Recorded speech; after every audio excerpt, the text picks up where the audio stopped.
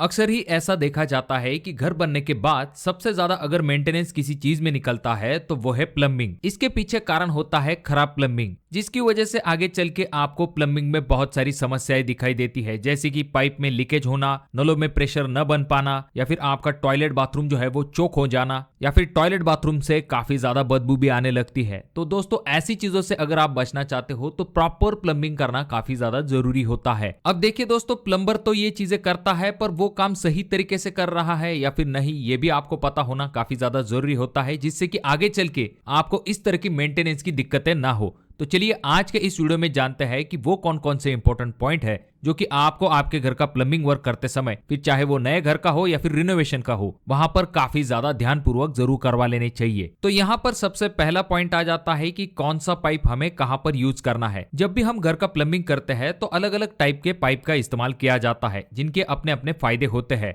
तो यहाँ पर बहुत ज्यादा कंफ्यूजन होता है कि कौन सा पाइप हमें कहां पर लगवाना चाहिए। तो सबसे पहले जानते हैं कि पाइप के कौन कौन से टाइप घरों के अंदर इस्तेमाल किए जाते हैं। तो सबसे पहला टाइप आ जाता है जो कि है पीवीसी। उसके बाद में दूसरे टाइप का पाइप इस्तेमाल किया जाता है जो कि है यूपीवीसी, और तीसरा टाइप का पाइप आ जाता है जो कि है सीपीवीसी। अब जीआई पाइप जो है वो भी इस्तेमाल किए जाते थे, पर उनका इस्तेमाल काफी कम हो चुका है। तो सबसे पहले अगर हम बात करते हैं पीवीसी पाइप के बारे में, तो ये इस तरह का ग्रे कलर का पाइप होता है। इसका फुल फॉर्म होता है पॉलीविनाइल क्लोराइड। देखिए दोस्तों, ये जो पाइप होता है जनरली इसका इस्तेमाल आपके रेन वाटर के जो पाइप्स होते हैं उनके लिए किया जाता है। उसके बाद में आपके जो ड्रेनेज के पाइप होते हैं, या फिर टॉयलेट के जो आउटलेट होते हैं, या फिर जो यूरिनल होता है, या फिर सिंक का जो आउटलेट होता है, वहां पर इस पाइप का इस्तेमाल किया जाता है। देखिए दोस्तों, ये ज्यादा गर्म पानी को बहाने के लिए इस्तेमाल नहीं किया जाता है। तो जहां पर आपकी हॉट वाटर लाइन आने वाली है वहां पर आपको पीवीसी पाइप का इस्तेमाल नहीं करना है, क्योंकि इसकी वजह से ये बेंड हो सकते हैं। तो आपको इस बात की तरफ जरूर ध्यान देना चाहिए। खास करके जो बाथरूम या फिर बालकनी की जो ड्रेन होते हैं वहां पर आप इनका इस्तेमाल कर सकते हो। इनका फायदा ये होता है कि ये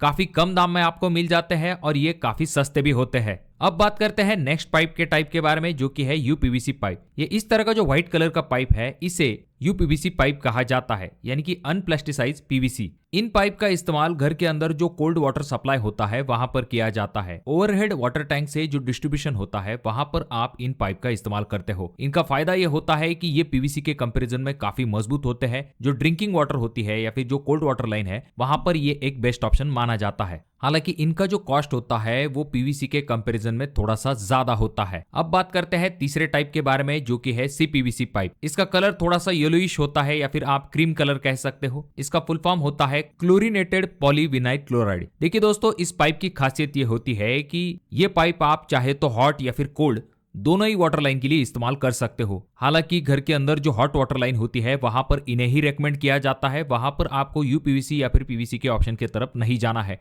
ये अत्यधिक गर्म पानी को आराम के साथ सह सकता है और ये सबसे ज्यादा ड्यूरेबल और स्ट्रांग होता है, और हाई टेम्परेचर में भी इसमें कोई दिक्कत नहीं होती है। पर यहाँ पर आपको इस चीज की तरफ भी ध्यान देना पड़ता है कि ये जो सीपीवीसी पाइप होते हैं इनका कॉस्ट पीवीसी या फिर यूपीवीसी पाइप से ज्यादा होता है। तो इसीलिए सिर्फ जहां पर हॉट वाटर लाइन है वहां पर इसे रेकमेंड किया जाता है, जिससे कि आपका प्लम्बिंग का कॉस्ट ज्यादा ना हो। नेक्स्ट पॉइंट आ जाता है जो कि है किचन के प्लम्बिंग लाइन के रिलेटेड। किचन की जो प्लम्बिंग लाइन होती है वो हमेशा अलग होनी चाहिए। अक्सर ही ऐसा देखा जाता है कि कुछ जगह पर पैसे बचाने के चक्कर में बाथरूम या फिर टॉयलेट के पानी के साथ इसे मिला दिया जाता है। इससे दिक्कत ये होती है कि किचन के पानी में ऑयल, ग्रीस या फिर फूड वेस्ट जो होता है, इसकी वजह से पाइपलाइन जो है वो चोक होने के चांसेस काफी ज्यादा बढ़ जाते हैं। इसीलिए शुरुआती वक्त में आपको थोड़ी सी ज्यादा कॉस्ट लगेगी, पर डेफिनेटली आपको किचन की जो प्लम्बिंग लाइन है उसे सेपरेट ही ले जाना है।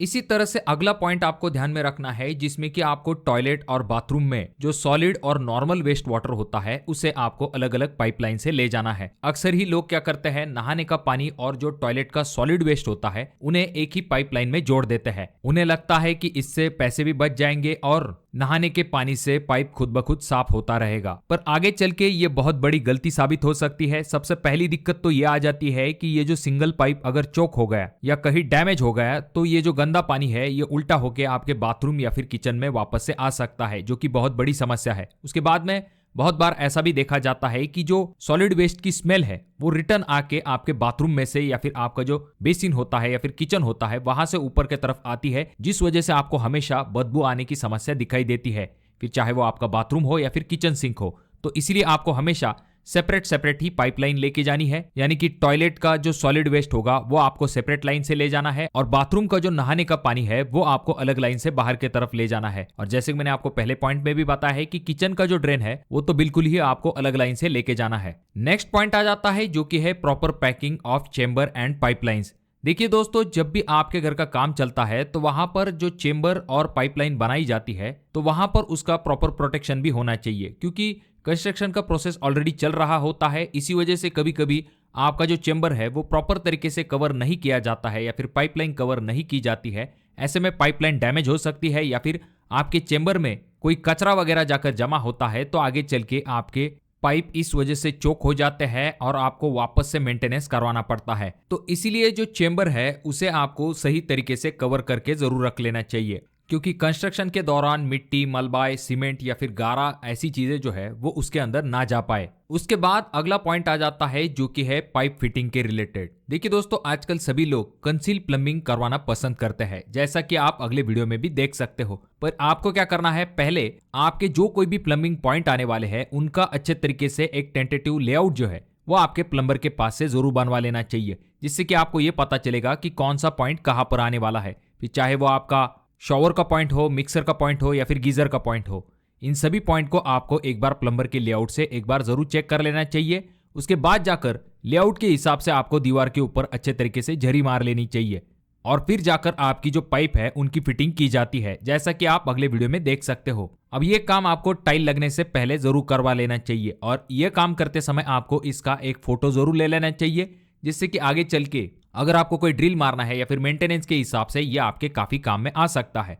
और आपको टाइल लगवाने से पहले इस पूरे प्लम्बिंग लाइन का एक बार अच्छे तरीके से चेकिंग जरूर कर लेना चाहिए, जिससे कि आपको ये पता चल पाने में मदद मिलेगी कि इस पाइपलाइन में कहीं कोई लीकेज तो नहीं है। अगर कोई लीकेज होता है तो उसे तुरंत क्लियर कर लीजिए, वापस से चेकिंग कीजिए। जब आप 100% कंफर्म हो जाओगे तब जाकर ही इस पाइप के ऊपर आपको टाइल लगानी है। अगर कोई लीकेज रह जाता है तो टाइल के पीछे जल्दी पता नहीं चलेगा और आगे चल के अगर आप इसे रिपेयर करवाने के लिए जाते हो तो आपको पूरी टाइल तोड़ के इसे वापस से क्लियर करके वापस से टाइल लगवानी पड़ेगी, जिसमें कि आपका ज्यादा पैसा और समय खराब हो जाएगा।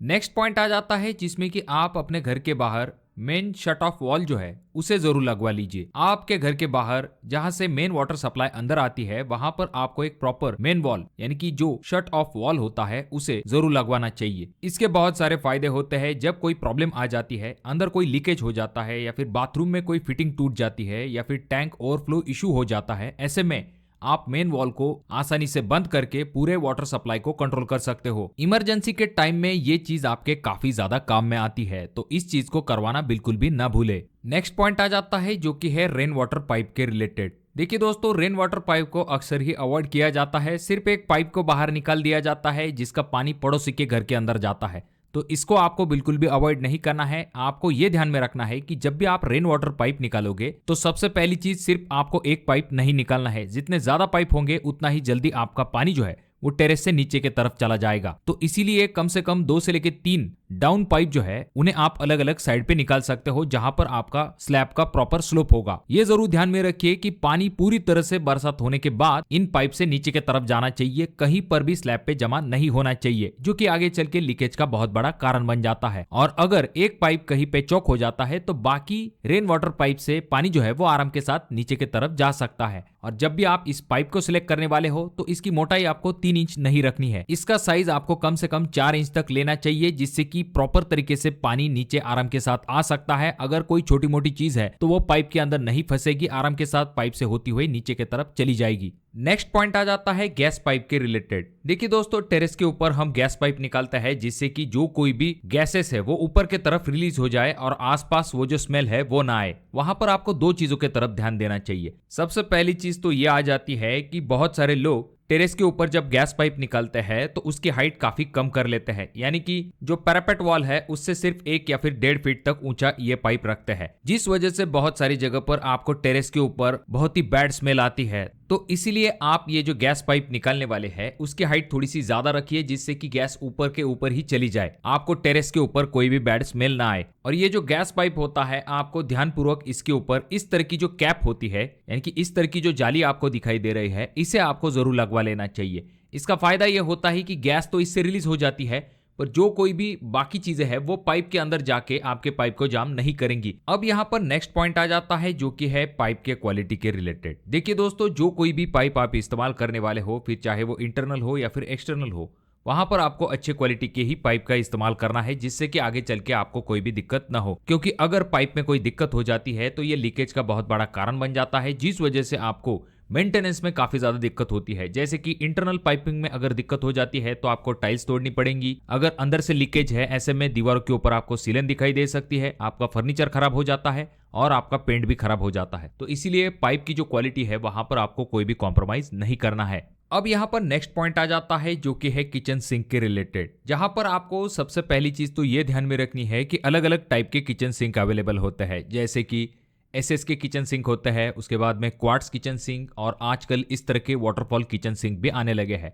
इनमें से जो एसएस के किचन सिंक है वो सबसे best value for money product माने जाते हैं, क्योंकि यहाँ पर आपको ना तो मेंटेनेंस की दिक्कत होती है और इनकी लाइफ भी अच्छी होती है। अब इसके बाद इंपॉर्टेंट चीज आ जाती है जो कि है सिंक का साइज। देखिए दोस्तों, अगर सिंक का साइज छोटा होता है तो बर्तनों को धोने में काफी ज्यादा दिक्कत होती है। अब जो रेगुलर किचन बनाए जाते हैं वहां पर 3 साइज सबसे पॉपुलर है। पहला जो कि है 18 इंच बाय 16 इंच का किचन सिंक, दूसरा जो कि है 21 इंच बाय 18 इंच का किचन सिंक, और तीसरा आ जाता है जो कि है 24 इंच बाय 18 इंच का किचन सिंक। पर अगर आप चाहो तो अपने किचन के हिसाब से साइज कम या फिर ज्यादा कर सकते हो। किचन सिंक में आपको और एक इंपॉर्टेंट चीज की तरफ ध्यान देना चाहिए, वो है उसकी डेप्थ। अगर डेप्थ कम हो जाती है, ऐसे में पानी साइड में गिर सकता है, तो इसीलिए आपको डेप्थ की तरफ भी काफी ज्यादा ध्यान देना पड़ता है। किचन सिंक की जो डेप्थ होती है वो कम से कम 8 इंच से लेकर 10 इंच तक होनी चाहिए। और हाँ, किचन सिंक लेते समय ब्रांडेड और अच्छे क्वालिटी का लीजिए, जिसमें की अच्छी थिकनेस होगी, जो कि जल्दी खराब नहीं होंगे। नेक्स्ट पॉइंट आ जाता है जो कि है स्टैंडर्ड हाइट। देखिए दोस्तों, जो प्लम्बिंग फिटिंग्स होती है वहां पर आपको स्टैंडर्ड हाइट के हिसाब से ही उन्हें फिट करना काफी ज्यादा जरूरी होता है, जिससे कि आपको यूज करने में कोई दिक्कत नहीं होगी। अगर लेवल ऊपर नीचे हो जाती है तो इस्तेमाल करने में आपको काफी ज्यादा परेशानी हो सकती है। एग्जाम्पल के लिए, आपका जो वॉश बेसिन का टैप होता है उसकी हाइट कितनी होनी चाहिए, आपका जो शॉवर पॉइंट है उसकी हाइट कितनी होनी चाहिए, फ्लश टैंक, हेल्थ फॉसेट या फिर किचन सिंक का जो टैप है, इन सभी की स्टैंडर्ड हाइट फिक्स होती है, जिससे कि इस्तेमाल में कोई भी दिक्कत नहीं होती है। अब हालांकि हमने इसकी एक सेपरेट वीडियो बना के रखी है, आई बटन में मैं उस वीडियो की लिंक दे दूंगा, चाहे तो आप उस वीडियो को भी जाकर देख सकते हो। नेक्स्ट पॉइंट आ जाता है जो कि है आउटलेट के रिलेटेड, जहां से वेस्ट वाटर बाहर जाता है, यानी कि आपका जो आउटलेट होता है वहां पर आपको हमेशा मल्टी ट्रैप या फिर फ्लोर ट्रैप का इस्तेमाल करना चाहिए। एग्जाम्पल के लिए, आपका जो बेसिन या फिर सिंक होता है वहां पर आपको प्लेन पाइप में डायरेक्टली आउटलेट नहीं छोड़ना है, वहां पर आपको हमेशा मल्टी ट्रैप का इस्तेमाल करना चाहिए। इसका फायदा यह होता है कि ये स्मेल को रोकने का काम करता है, सॉलिड पार्टिकल जो होते हैं उनको कुछ हद तक होल्ड भी कर लेता है, और फ्यूचर में अगर आपको क्लीनिंग करनी है तो आपको काफी आसानी हो जाती है। तो गलती से भी वहां पर सिंपल एल्बो लगा के मत छोड़िए।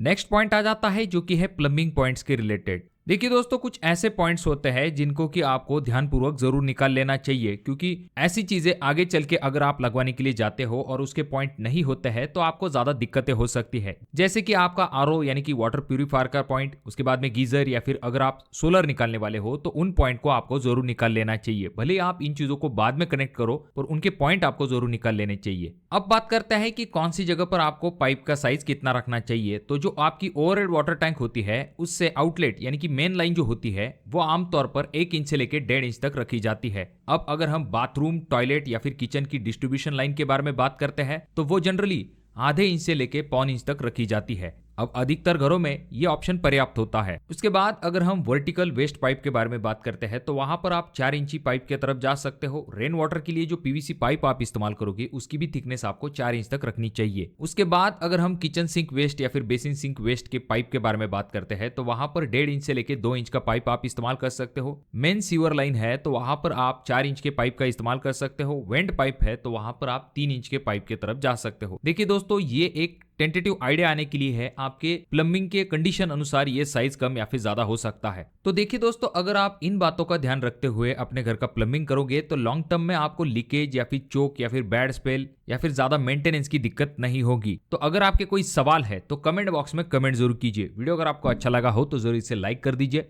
बहुत ज्यादा ही अच्छा लगा हो तो अपने दोस्तों के साथ जरूर शेयर कीजिए। और ये जो दोनों वीडियो है इनमें से कोई एक वीडियो आपके जरूर काम में आ सकती है।